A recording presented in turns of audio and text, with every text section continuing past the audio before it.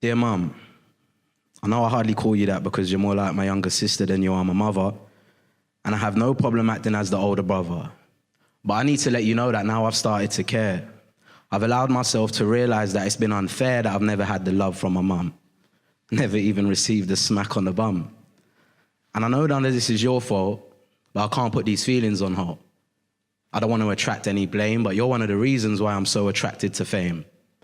And this has been an outcome of the past quarter of a century, 9,000 days plus 22, on one of them where I would wish you would say, "Me and my son, I love you too."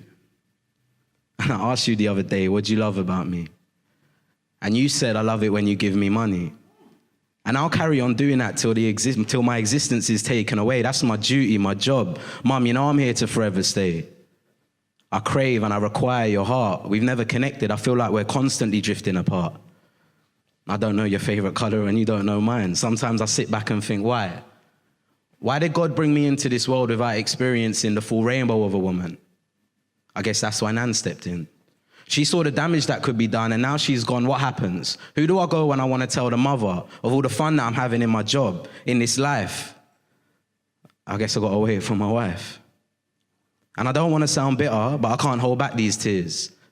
They say a man ain't supposed to cry, so I'll let this letter cry through the page. I'll let the ink drip down, and you can imagine it's my rage. Now let's sit back and reminisce of me as a baby and when you were a young lady, when my tears were dropping through on your chest, how I would wish you would say I was the best at making knots in your hair.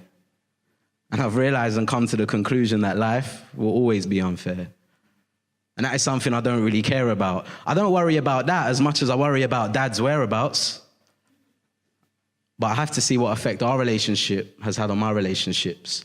And looking back, I can see this familiar pattern. The dots started connecting. My behavior started tormenting me. Why does this always happen? Every girl I let come close, I keep at a distance, 100 meters away from my heart. I guess I'm scared of a pain that is so excruciatingly sharp.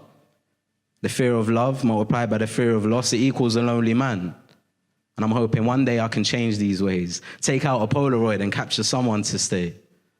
And you've been through your fair share of mental health issues, and I've broke down with tissues in my eyes, more so than I was at the cemetery. Remember them times when Nan died?